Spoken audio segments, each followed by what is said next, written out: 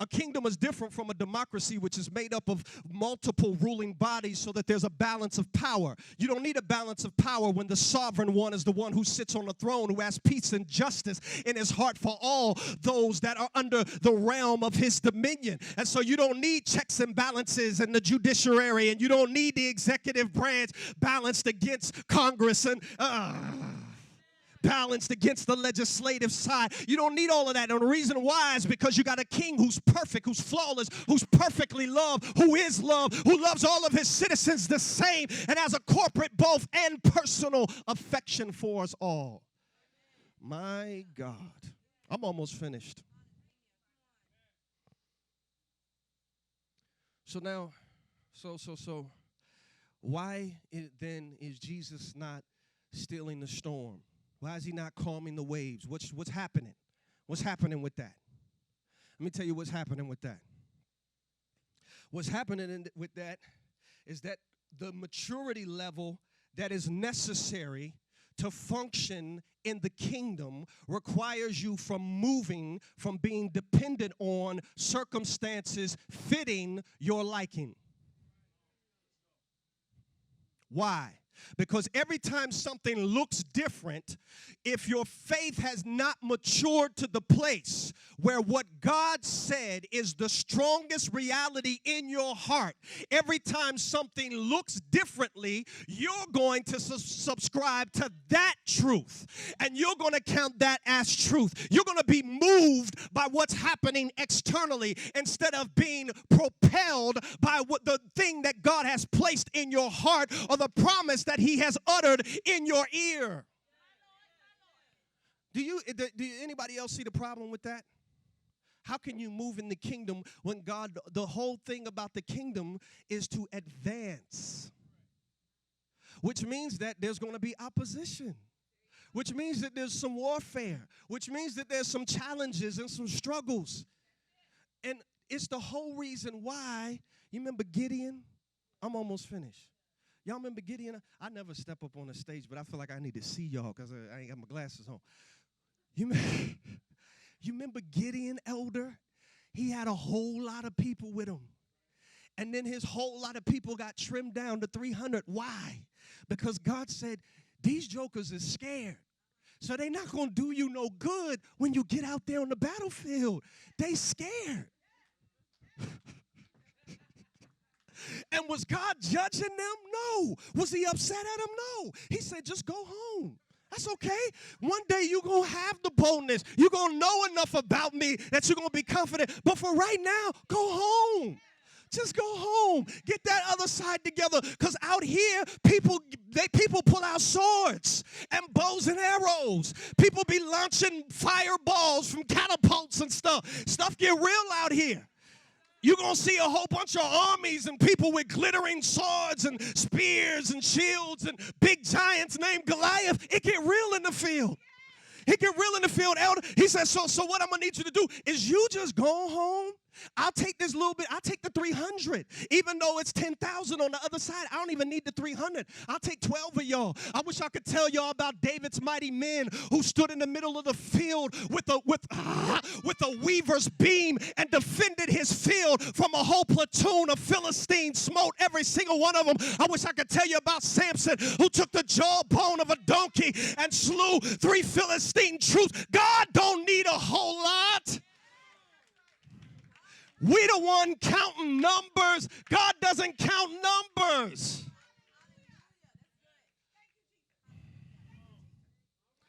Well, who's with me? Where are my prayer partners at? And how many folk I got? Look, I ain't speaking against that. You better have some people praying. Prayer is powerful. But what I'm saying is we always feel like we can't do. Listen, if God said do it. If God said do it. So he told Gideon, he said, no, man.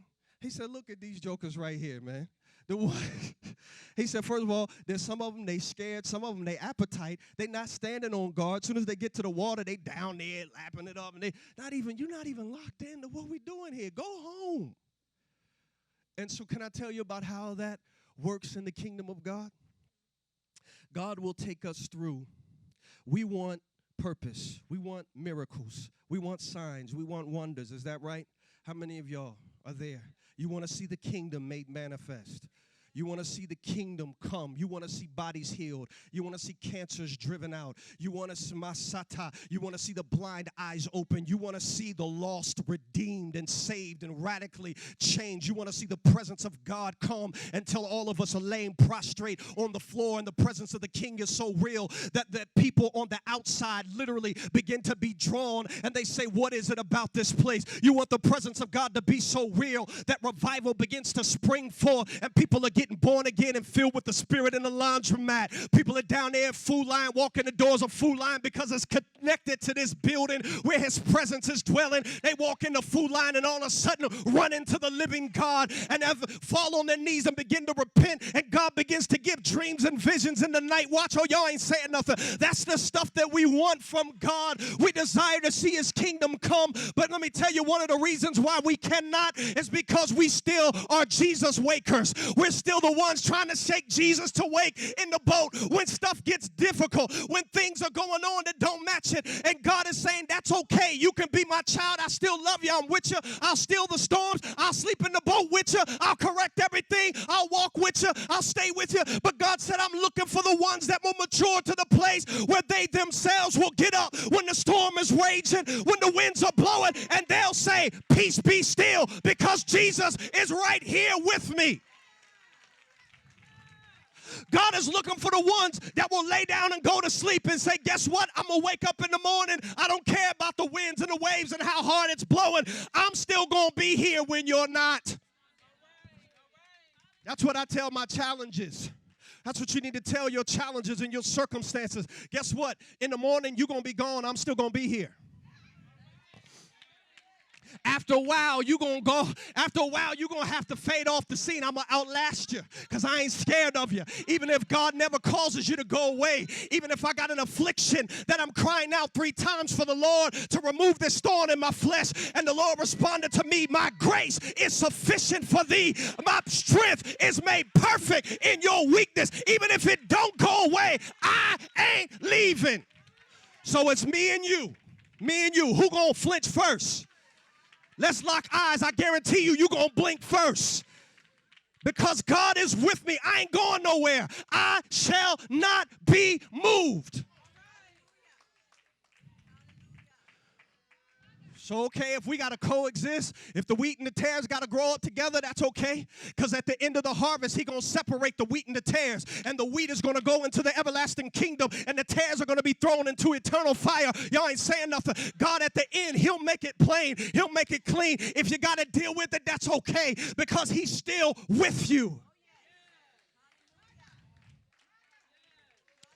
See, and it's those kind of believers that make ground in the kingdom. They deal with afflictions and they still keep going. And people look at them and say, well, why? How you still moving, and how you still making it, and how you still, and God is doing wonders. Can I say this to you? That most of the people whose signs and wonders happen in their life, they're the people who done went through the most hell. I'm telling you that right now. They done went through it. They done went through so bad. And it's sad that it takes that for us to get to that place, because all it really takes is faith. You know that, right? You ain't got to go through a whole bunch of hell. But the way that we're wired, that's how it happens. You got to get beat up so many times before you finally say, okay, forget it. I'm done. I've been doing it. I ain't doing it this way no more. I done made. This is why Paul, in giving instructions to Timothy, he said, listen, don't elevate these folk too quick.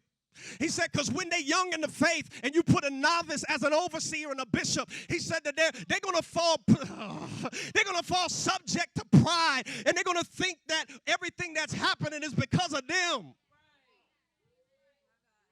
And he said, and they'll fall under the same condemnation of the devil.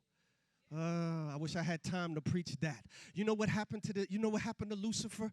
You know what happened to Lucifer, Chloe? Celestial pride. Lucifer was up there. He didn't have the pride of life. He didn't want diamonds and rubies and everything. He was made out of that stuff. He had gold and timbrels on the inside of him. All of his pipes were made out of a gold. All of his covering was topaz and diamonds and rubies. He was the most beautiful thing in heaven. He didn't need bling. He didn't need cars. He didn't need a Mercedes Benz. What happened to Lucifer was celestial pride. He looked at God God and got hungry for what God had. He wanted God's power. He wanted his authority. He wanted his praise. He wanted to be able to say, look at me, I'm beautiful. Somebody clap their hands for me and give me some applause.